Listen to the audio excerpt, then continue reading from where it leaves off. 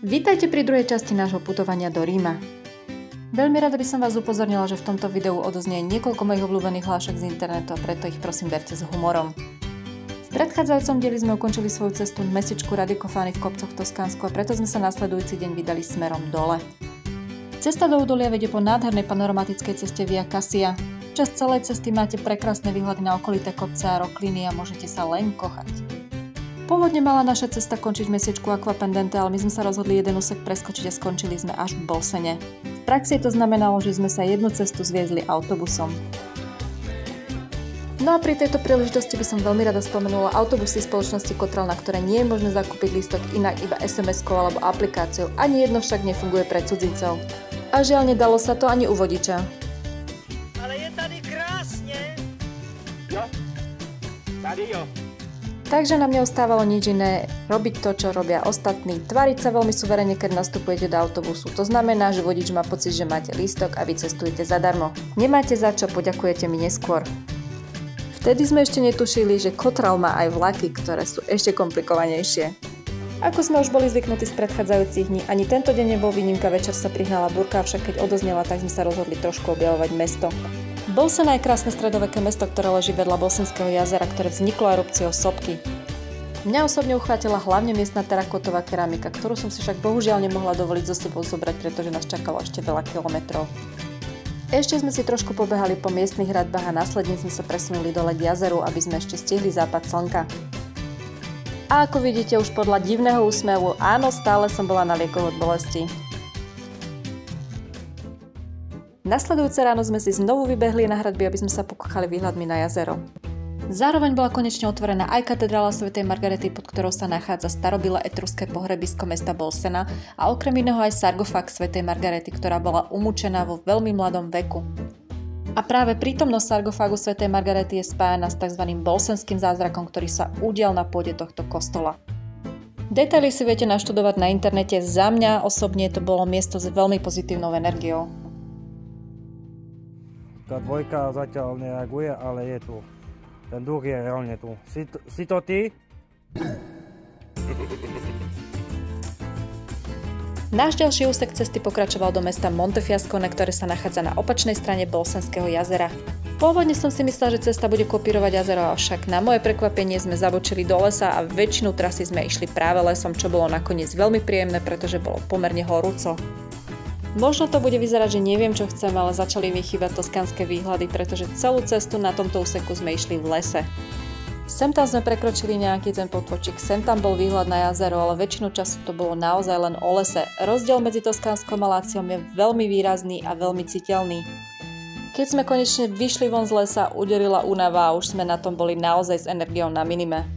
Pred nami sa konečne objavilo Montefiascone a my sme sa potešili, to sme však ešte netušili, že naša cesta bude pokračovať ďalej, pretože ubytovanie je až za mestom v strmom kopci. Je tu totiž dobrým zvykom stavať mestá na strmých kopcoch aj napriek tomu, že okolo je rovina. Veľa putníkov si vyberie Montefiascone ako štartovací bod pre svoju púť do Ríma, nakoľko je to presne 100 km do Vatikánu. Vidím, že si tu, že chceš s nami komunikovať. What? Ak môžem vyjadriť svoj skromný názor, rovno húpnite do historického centra mesta, pretože zvyšok mesta nestojí za to, je špinavý, hlučný a naozaj tam nie je čo vidieť. Naopak centrum mesta má čo ponúknuť milovníkom sakrálnych pamiatok, nájdete tu niekoľko katedrál, kláštorov. Okrem iného je tu znovu katedrála svätej Margarety a v podzemí sa nachádza krypta Santa Lucie Filippi.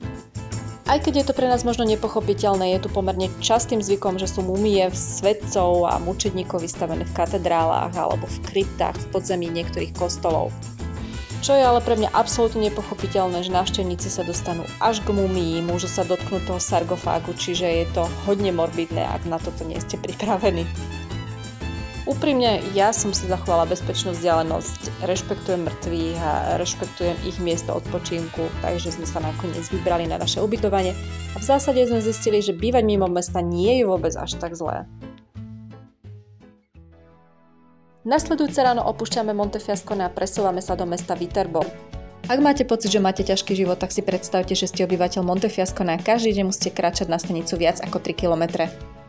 Určite neodporúčam na túto cestu lodičky, pretože cesta vedie po starovekom rímskom chodníku a asi aj preto chodia miestni hlavne autom. My sme si zvolili cestu vlakom hlavne pretože sme mali v pláne ešte výlet do Baňaji, ktorá sa nachádza tesne za Viterbom. Dostanete sa tam priamo z Viterba malou lokálkou od Kotralu a to sme ešte netušili, že autobusy nie sú to najhoršie, vlaky sú oveľa horšie, pretože sa vám podarí kúpiť lístok, ale nedokážete si ho aktivovať, pretože na aktiváciu lístku potrebujete QR kód, ktorý by mal byť uvedený niekde na vlaku, ale bohužiaľ nie je.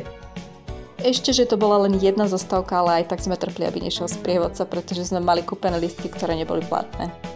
To, čo ale v Baňaji určite stojí za návštevu, je Vila Lante, ktorá je absolútne skvostná svojou nádhernou záhradou. V čase našej návštevy bohužiaľ rekonštruovali všetky fontány a tak tej vody bolo málo, skôr by som povedala, že žiadna, takže sme sa nakoniec presunuli naspäť do Viterba.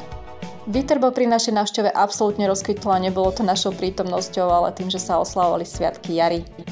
Viterbo je samo o sebe nádherné mesto, avšak tá kvetinová výzdoba mu absolútne pridala punc originality. Bolo to nádherné pri západe slnka, keď to všetko ožiarili slnečné lúče. Naozaj prekrásny pohľad. No a pri návšteve jedného z kostolov sme započuli slovenčinu. Doteraz sme nestretli žiadneho Čecha ani Slováka, takže to bolo celkom prekvapujúce. Podvečer sme ešte vybehli na prehliadku miestneho múzea, nakoľko už bolo tesne pred záverečnou, predpokladali sme, že tam nikto nebude a náš predpoklad bol absolútne správny. V takýchto chvíľach si vždy spomeniem na Slovensko nie preto, že by sa mi cnelo, ale preto, že si spomeniem, ako na vás striehnú pri každej prehliadke akéhokoľvek hradu, múzea a čohokoľvek a nesmiete sa k tomu ani len priblížiť. Lúčime sa s rozkvitnutým Viterbom a presúvame sa do mestečka Vetrala. Problém však bol, že bol 1. máj. Pre väčšinu ľudí bol 1. máj lásky čas, pre nás to bol deň 7. výročia nášho vzťahu a pre Talianov to bol deň voľna, to znamená, že zavreli absolútne všetko. Cesta do Vetraly nebola náročná, jediné čo bolo náročné bolo spalujúce slnko, pretože počas celej cesty nebol žiadny tieň. Prechádzali sme prevažne cez olivovníkové sady, ktoré neskôr vystriedali moruše a lieskovce. Tieň však stále neprichádzala a ja už som bez nákrčníku nemohla fungovať, pretože by mi opäť spálilo celý krk. Keď sme konečne dorazili do mesta, bolo to ako v postapokalyptickom filme, pretože ulice boli totálne prázdne, všetko bolo zatvorené, všetky obchody, bary, iba jeden jediný fungoval, aj to bola strašná putika. Ešte, že som si tam stihla dať aspoň aperol, pretože sme sa nasledujúcu hodinu nevedeli vôbec dovolať majiteľke bytu, ktorý sme mali prenajatý, avšak nakoniec sa všetko úspešne podarilo a my sme mali výhľad, po akom som túžila celý život. Rovno na katedrálu. No, a teď mi řekni, co člověk potřebuje. Jenom trochu toho klidu a míru a je človek spokojený, ne? Nové ráno, nový deň a my sme boli opäť na ceste, tentokrát do mestečka Sutri. Hneď v úvode cesty sa nachádzalo krásne historické mestečko Capranica. Tu sme sa ešte stihli stretnúť opäť so slovenskou skupinkou turistov, ktorí začínali v Montefiascone a vymenili sme si svoje príbehy a verili sme, že ich ešte stretneme aj nasledujúce dni.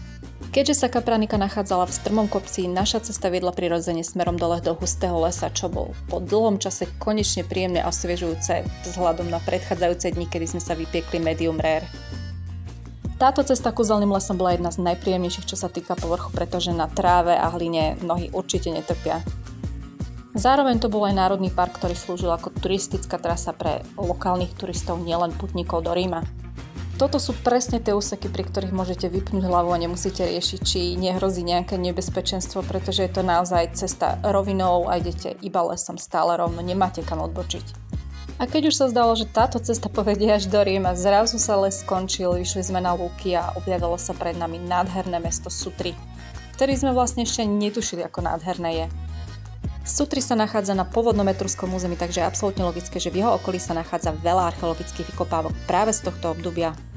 Prechádzka historickými ulicami Sutri je ako sonda do starých časov a prvý kontakt s realitou nastane v momente, kedy vstúpite do katedrály svätej Márie a do katakomb, kde na to, aby ste si rozsvietili svetlo, musíte vhodiť 1 euro do príslušného prístroja. No, keď si tu s nami, daj nám znamenie na tento K2 detektor. Zatiaľ som nedostal žiadnu odpoveď. Mám to aj SLS kameru. Ak je vám toto mestečko povedomé, nebude to náhoda, pretože pomerne veľa filmov a seriálov bolo natáčaných práve na tomto mieste. Mestečko je malé, milé a hlavne tam nie sú žiadni turisti, iba miestni a sem tam nejaký ten pútnik. Centrum sme si prebehli veľmi rýchlo a neskôr sme sa museli presunúť na perifériu, pretože sa tam nachádzalo niekoľko etruských pamiatok a pre mňa absolútna hviezda Sutri, Villa Savorelli. Týči sa na vysokej skale hneď pri vstupe do historického centra mesta a priamo pod ňou sa nachádza starý historický amfitáter. Pozor, tajný tip pre vás, pokiaľ chcete ušetriť peniaze, z hora máte nádherný výhľad na celý amfitáter zadarmo a nemusíte platiť žiadne vstupné. A máte to aj so štvorným sprievodcom, ktorý elegantne bude vašim tieňom počas celej prehliadky Vily Savorely. Ráno viedla naša trasa opäť popri amfiteátri, pretože sme sa vydali na jeden z posledných dlhých úsekov do Campagnano di Roma. Trasa mala neuveriteľných 27 km a počasie bolo ako vždy absolútne vyčerpávajúce. Keďže sme nepoučiteľní, opäť sme siahli na jednu z našich povestných skratiek a využili sme mapy CZ. Cesta nás zaviedla na absolútne zarastené polia, ktoré neboli udržiavané. Miestami bola tráva po členky, miestami po kolena a boli úseky, kde by ste potrebovali mačetu, pretože tráva bola vo výške očí. Po niekoľkých kilometroch chôdze po tomto fantastickom teréne sme konečne vyšli na prašnú cestu, ktorá lemovala miestne sady a stretli sme konečne prvé známky civilizácie, pretože tam boli miestni poľnohospodári. Keď sme takto prešli zase niekoľko kilometrov, zistili sme, že ten Rím už nebude až tak ďaleko, pretože nad hlavou nám pomerne často prelietávali lietadlá, ktoré pristávali a odlietávali z miestneho letiska v Ríme. Ani Campagnano di Roma nebolo výnimkou a aj toto mesto ležalo v kopci, takže tie posledné kilometre nás absolútne dorazili. Centrum mesta sme prebehli len zbežne, pretože sme pôvodne mali v pláne, že sa tam večer vrátime, avšak keďže naše ubytko bolo 1,5 km ďalej do kopca, absolútne nás to odpalilo a neboli sme schopní ďalšieho pohybu, takže sme večer odpočívali. Nasledujúci deň sa zmenilo počasie, ochladilo sa, aj preto sme sa rozhodli, že si cestu opäť skrátime vlakom. Ako to už v tomto regióne chodí, najbližšia železničná stanica bola niekoľko kilometrov v vzdialenom Centene, kde sme sa museli prepraviť po vlastných nohách po takýchto neuveriteľných opustených cestách, kde nad nami kružili vrany. Nakoniec sme to spojili aj s výletom do mestečka Bracciano, ktoré má krásne historické centrum a nádherný hrad, avšak počasie nebolo ideálne, takže sme sa nakoniec predsa len pobrali na naše ubytovanie v mestečku La Giustiniana. No a to bola naša posledná zastávka pred samotným Rímom. Nasledujúci deň nás čakal Vatikán.